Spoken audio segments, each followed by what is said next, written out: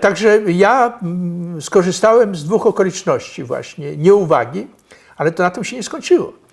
Bo władza, administracja CNRS-u zorientowała się, że to było sprzeczne z przepisami i zostałem zawiadomiony, że niestety zaszła pomyłka, że nie jestem przyjęty do CNRS-u. I to był dramatyczny moment. Irena była w ciąży zaawansowanej już z Piotrkiem, naszym, prawda, synem pierworodnym. Z drugiej strony ja zrezygnowałem już z zaproponowanego mi stanowisko na jednym z uniwersytetów brytyjskich, Brighton. Brighton to jest drugiej kategorii, to oczywiście to nie jest Oxbridge, ale to jest dobry uniwersytet. Tam to było też to niesamowite szczęście. Ja przeczytałem przypadkiem The Economist ofertę, że oni szukają kogoś na Wydziale Socjologii tam. Napisałem natychmiast podanie, to było zbyt późno. Tym niemniej oni, przeglądając moje dossier, oni uznali je za wystarczająco interesujące, że oni mnie zaprosili.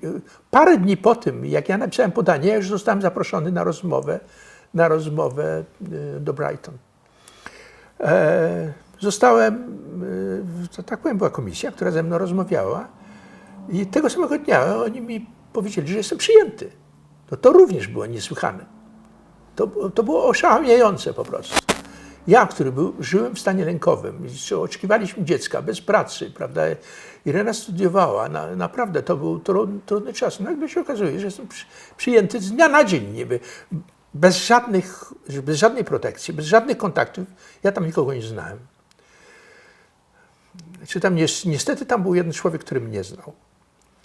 Tam był takim pracownikiem naukowym, taki człowiek polskiego pochodzenia, nazywał się George Kolankiewicz. Przypuszczam, że on jeszcze żyje, on nie był starym człowiekiem. I wtedy po tym przesłuchaniu komisji ja z nim rozmawiałem, czy ja sam do niego poszedłem, bo wiedziałem, że jest na tym wydziale, interesował, czy też on mnie odnalazł.